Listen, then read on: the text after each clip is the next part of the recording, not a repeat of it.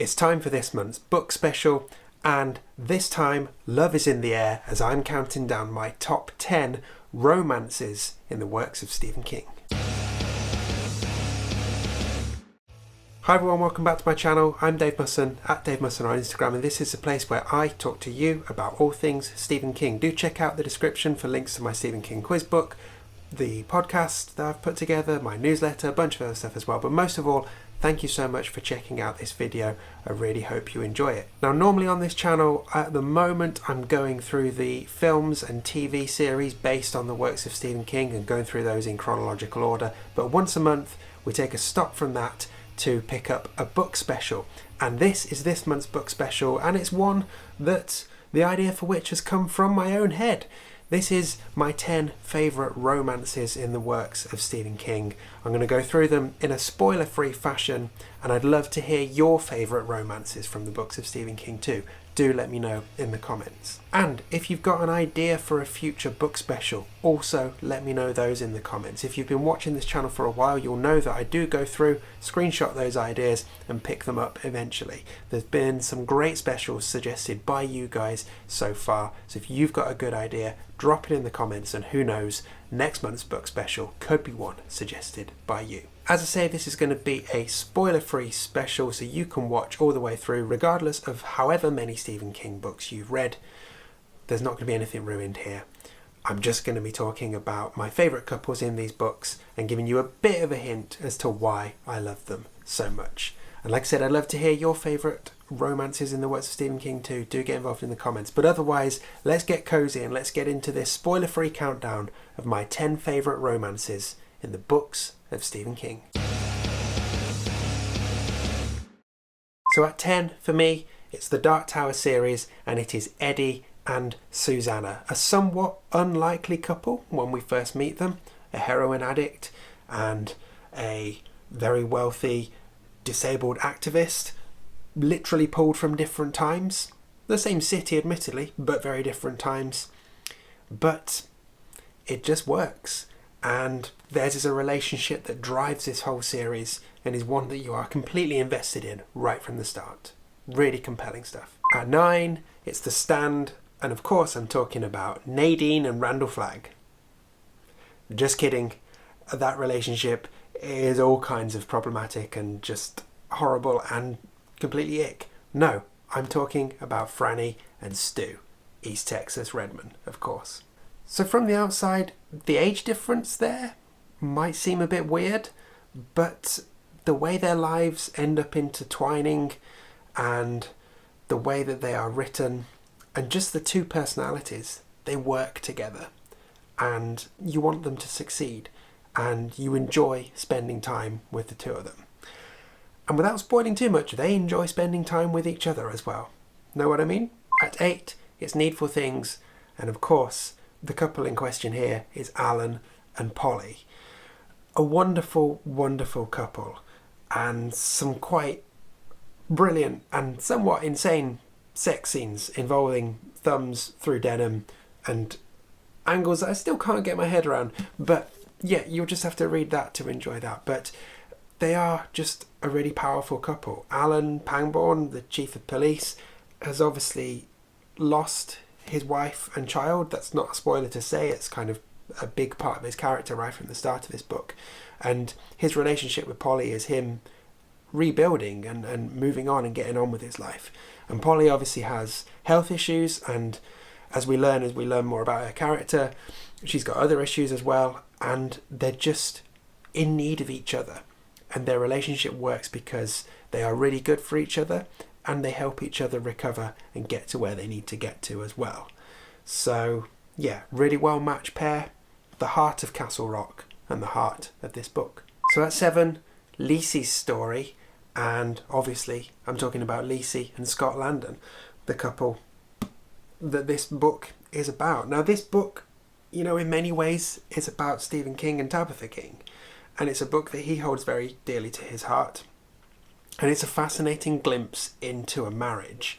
More than any other Stephen King book, this is where you really understand what a couple has gone through and why they work together. And even though Scott is dead for the entirety of this book, and again, it's not a spoiler to say that, you know, you can't help but fall in love with them as a couple. And you really enjoy seeing what they've had to go through to get to where they got to. And I guess seeing what Lisey continues to go through to get to the destination that ultimately she needs to get to. Seeing lots of versions of Get, aren't they? You understand my point. It's just a compelling story. They seem like a great couple, a very real couple. And while their sort of couple's language might put some people off, I don't know, for me, it's just a spot on, perfect capture of a very real, lived in and powerful relationship that was clearly full of a lot of love. So at 6, I'm going into Hearts in Atlantis, specifically the story Low Men in Yellow Coats, and of course the relationship between Bobby Gillespie and Carol Gerber.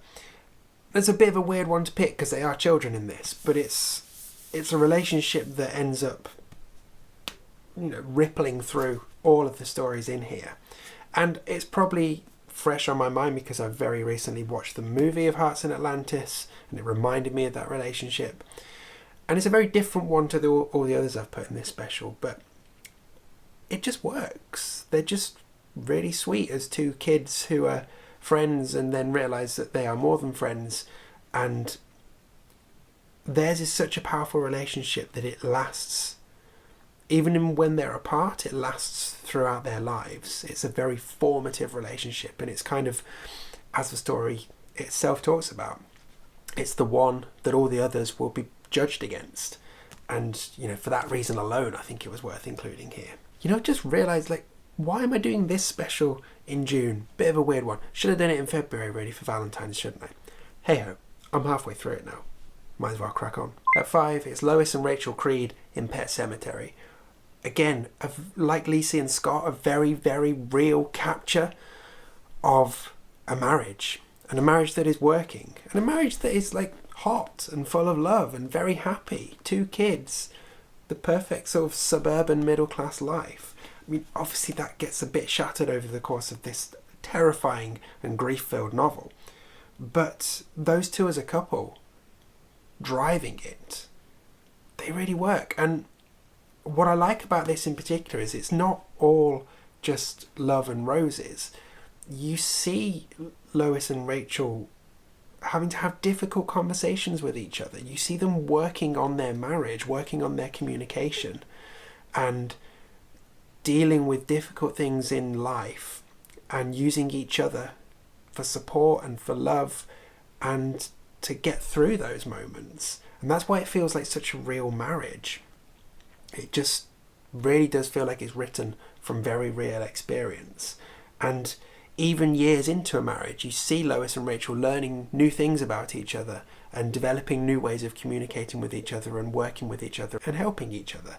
And obviously, without giving too much away, the bathtub handjob scene is legendary as well. So yeah, a really, really great relationship here, full of love, full of lust, full of support, and just very powerfully written. At 4, I'm going into It, and the one I'm picking out is Bev and Ben, although it's worth giving a little bit of a nod, of course, to Bev and Bill as well. But Bev and Ben is the one. I mean, Ben obviously loves Bev as a child. He writes that poem to her, and he spends so much of his life thinking that she never knew what he felt about her, when really she did. And when they come back together as adults, and you can see how things end up panning out, it's just a really heartwarming relationship in what is a very, very dark story. And obviously the losers as a whole are a wonderful, wonderful relationship full of love. But in terms of romantic love, it's probably just Bev and Ben who edge it. Although there's also, of course, a case to be made for Richie and Eddie as well. I guess it depends which lens you're reading this one through. So it's kind of up to you, really. There's loads of great relationships in this book. And number 3, I'm going into Christine, and I'm picking Christine and Arnie Cunningham. Weird, right? A car as one of the members of the relationship that I've picked as my best romances. But honestly, this story doesn't exist without that relationship being more than just a kid in his first car. He absolutely loves that car. And it changes his life completely. And everything that happens in this is because of how much he loves that damn Plymouth Fury. And she, the car, is an undoubtedly strong character and a massive part of this relationship. So yeah, I could have picked Arnie and Lee, his human girlfriend, in this, but I don't think their relationship is as good as Arnie and Christine's. So that's why it's in there. Quite simple, really. Okay, there are two relationships left. They are, for me, the standout two in Stephen King's career. And I think objectively one is better written and more compelling than the other.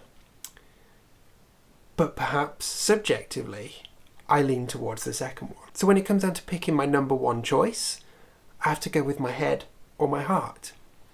And if there's ever a special when I'm going to go with my heart, it's this one. So with that in mind, my number two choice is Jake and Sadie, from 11/22/63. Objectively, arguably the better written relationship, the more compelling one, the more universally appealing one, you know, the one that ticks off the boxes all round. And undeniably a wonderful, wonderful story. And that's what's at the heart of this book. Yes, it's a book about time travel and trying to change the world and save JFK, but it's really about Jake and Sadie. And it's about them being exactly what the other person needed for each other at that moment in their lives, and them coming together, learning from each other, helping each other grow, helping each other flourish, and creating something wonderful together. And that's all there in this book. And I absolutely love it. And if it weren't for my number one choice, this would absolutely be the favourite. And objectively, this probably is Stephen King's best romance. But like I said, I've got to go with my heart in this one. So Jake and Sadie, they're number two. Which means, of course, The Dead Zone is top of my list. And it's Johnny and Sarah. I mean, their relationship still breaks my heart, even now, having read this book multiple times and thought about it lots and lots. And for me, what edges it over Jake and Sadie is there's just that extra tragic arc in here. Like, if Johnny hadn't stuck to his values so much and spent the night with Sarah like she was desperate for him to do, and like he was desperate to do with her as well, then he wouldn't have gone in his accident and all of this stuff wouldn't have happened, and they'd have likely had a really happy life together. But then, of course, he is in the accident. He's in that coma for nearly 5 years. He loses Sarah through no fault of his own. And he loses that chance to have all of that life with her. And when he wakes up, obviously he still loves her. You know, he went to sleep the day before. She was his girlfriend. They were madly in love. They were talking about getting married. He wakes up. She's married to somebody else. She's got a child. She's moved on. And it's just utterly, utterly, utterly heartbreaking. And just so many what ifs throughout this book. And you just sense that everything Johnny does throughout this is he's thinking of Sarah the whole time.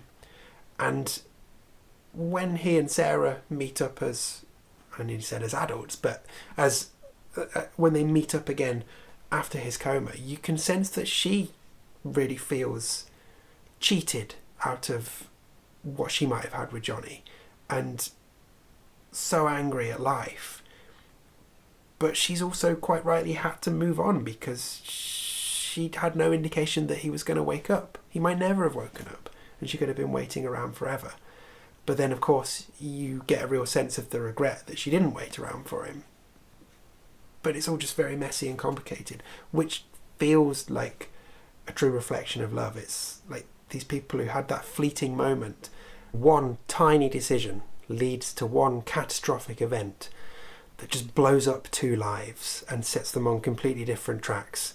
Even if in their hearts that's not what they want. But they can't really do anything to stop it. It's just such a compelling love story and so powerful, and it smacked me around the face first time I read it and has stuck with me ever since. And it's my favourite, so it's top of my list.